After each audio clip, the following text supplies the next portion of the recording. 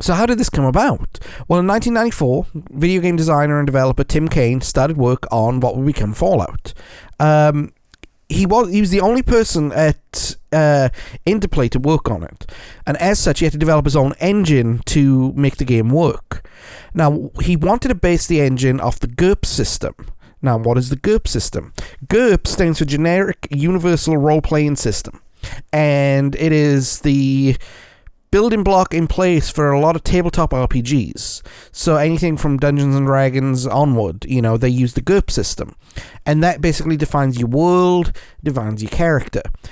The great thing about the GURPS system was you could create a character, and any game that was compatible with GURPS, you could use it, any tabletop game. So you create a sci-fi character and insert them in a fantasy world, that's at the extreme end of things. But you didn't have to create a new fantasy character for a new fantasy character game. You didn't have to create a new sci-fi character for a new sci-fi character game, and so on and so forth.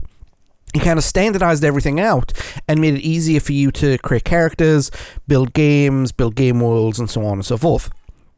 But the problem with GURPS is it's a licensed product, so you have to get a license for it to use it.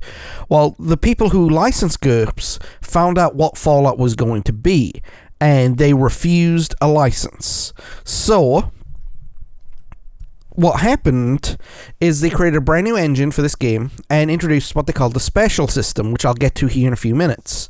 And that way they could build their characters and have a new game engine and, do everything that Fallout could do. As far as the game itself, there was a game called Wasteland that was created in 1988. And this is considered the spiritual successor to that game. I don't know too much about it. I didn't do as much research into Wasteland as I probably should, to give you a bit of a background on that.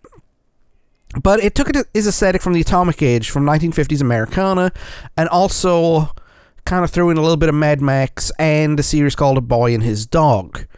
Interplay itself didn't really have much for this project. They gave the project a little attention, even though the development hit $3 million. And after close to 4 years in development, it was released in 1997, around about the Christmas time. Now, like I said, because of its violence and because of its gore, it was designed for adults.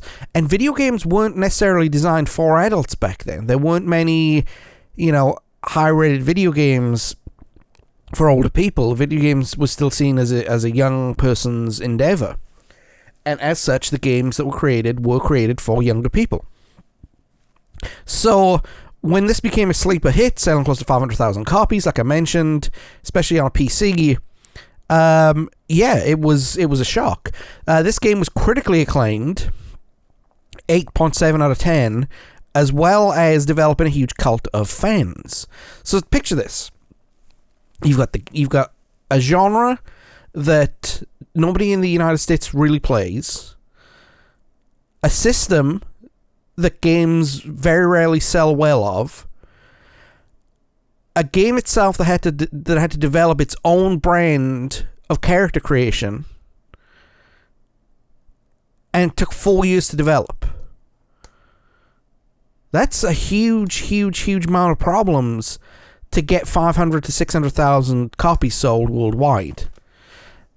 And to be critically acclaimed on top of that was practically unheard of at the time. Video games weren't I don't say they weren't good, because they were, but they were very, very, very rarely in 1994 plot-based, I mean, by the time it was released in 97, you had those games out there like Resident Evil and so on and so forth, but when the game was starting to be developed in 94, only Final Fantasy, I think, was doing those kind of big RPG element games. I think the Mario series cottoned on, and there were a couple of others whose names escape me right now, but yeah, it was a good start to the Fallout franchise.